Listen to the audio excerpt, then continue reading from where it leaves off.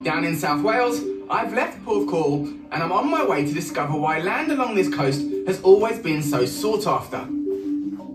I've travelled 10 miles south into the Vale of Glamorgan, to the coastal village of Southerndown. The most southerly part of Wales, just west of Cardiff, the Vale of Glamorgan is known for its rich, fertile farmland, which has led some to give it the unofficial title of the Garden of Wales. Now, being a farmer myself in Kent, the Garden of England, I'm super excited to discover how this valuable land has been coveted over the centuries. Today, the Vale of Glamorgan is a peaceful and pretty place full of picture postcard views. But don't be fooled, this place has a colourful history. Let's just say it wasn't always as quiet as this around here. I'm on my way to meet a local historian who's going to help me discover that while the Normans managed to conquer the English in a few years, they had a much harder task of defeating the Welsh. It's just the man I've been looking for. Hi, JB, how you doing? How you doing, Graham? Good to see you. Hi. Lovely to meet you. Come and sit down. Oh, well, this is delightful, isn't it? It is beautiful and peaceful, isn't it? A lovely place. It is, but it hasn't always been that way, has it? No. Where we are now, for the best part of half a century, was a conflict zone, and a really messy one at that. And what's so special about this area? Why was it so sought after, I guess? The Normans bit off more than they can chew when they had a go at the Welsh. We just kept fighting back all the time. We just wouldn't accept them. And where we are now, the border was pretty much just around the corner from where we're sitting right now. When the Normans invaded in 1066, William of Normandy was crowned King of England, and within 7 years, he had almost full control over the English.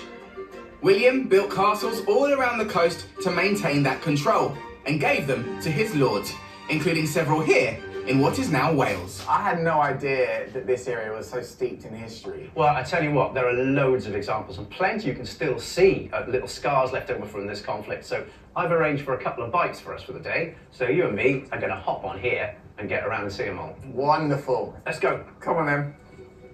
First a geology lesson on a cliff face, and now a history lesson on a bike. Every day's a school day.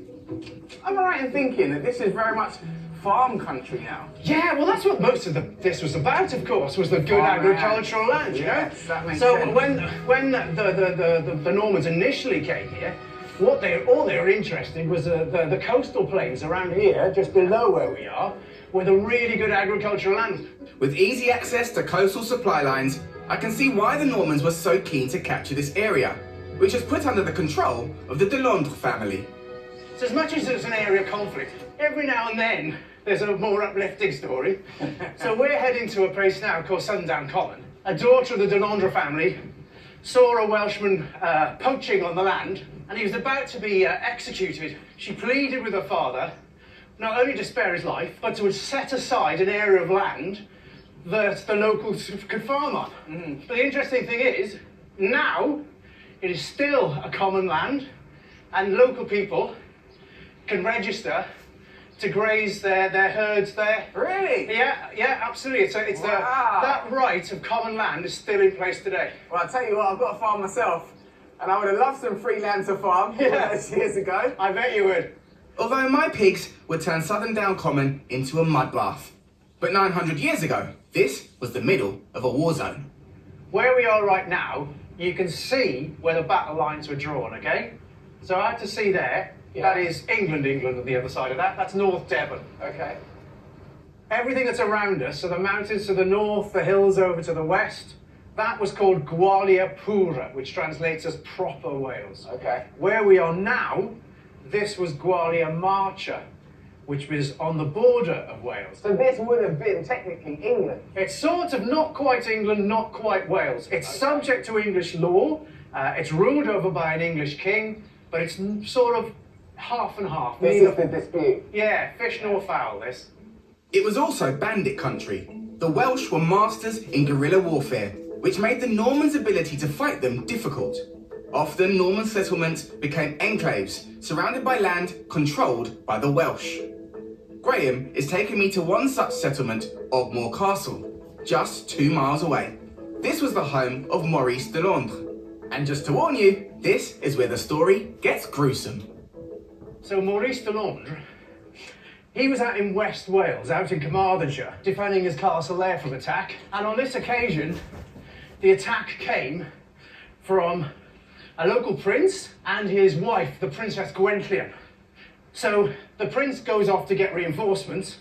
While he's getting them, the Normans start shipping in soldiers and supplies. So Gwenllian tried to cut off the supply lines. Yeah. But in the ensuing battle, she was captured. Maurice de Lange himself took out his sword and cut her head off in front of the entire army. Oh. So it's no wonder there's a lot of conflict when you see how they deal with it once they win something. It took over 200 years for the English crown to annex Wales. Here we are. Well, yeah, indeed. That was a good old ride, wasn't it? Our quest is at an end. Maurice de Lange, this is his castle, Ogmore Castle.